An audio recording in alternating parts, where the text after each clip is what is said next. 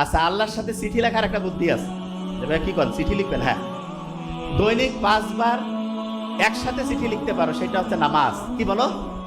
নামাজ। এই নামাজ যদি আমরা পড়ি, তাইলে আল্লাহর সাথে চিঠি লিখলে আল্লাহ কি খুশি হবে না বেজার হবে? খুশি হবে। আচ্ছা, ছোটবেলায় ধরো যে তোমার আব্বা আম্মা তোমাকে আদর করে, বড় হইলেও করে, ঠিক না?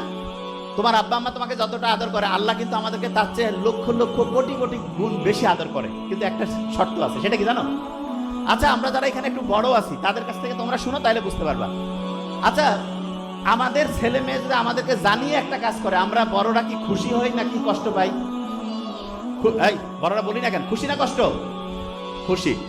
এবার চিন্তা করেন তো, আল্লাহকে জানিয়ে যদি আমি একটা কাজ করে, আল্লাহ খুশি হবে নাকি কষ্ট পাবে? আল্লাহ তো কষ্ট বলে কিছু নাই, খুশি নেই। কিন্তু আমি জাস্ট বুঝাচ্ছি, আল্লাহ তখন হচ্ছে বান্দার উপরে রহমতটা কি বাড়াবে না কমাবে? বাড়াবে। এবার আমাকে একটা জিনিস বলো, এই ছোট্ট যারা আছো, ব্রেইনের চাবি যদি আমি স্টার্ট করতে চাই, কার সাথে কানেকশন? আর আল্লাহর সাথে কানেকশনের জন্য 5 বার চিঠি লেখার যে নিয়ম, সেটার নাম কি? নামাজ। তাহলে প্রত্যেক দিন যদি 5 বার আল্লাহর সাথে কানেক্টেড হয়ে নামাজ পড়ো, তাহলে দৈনিক 5 বার চিঠি লেখা হইলো না? দৈনিক 5 বার কি হলো?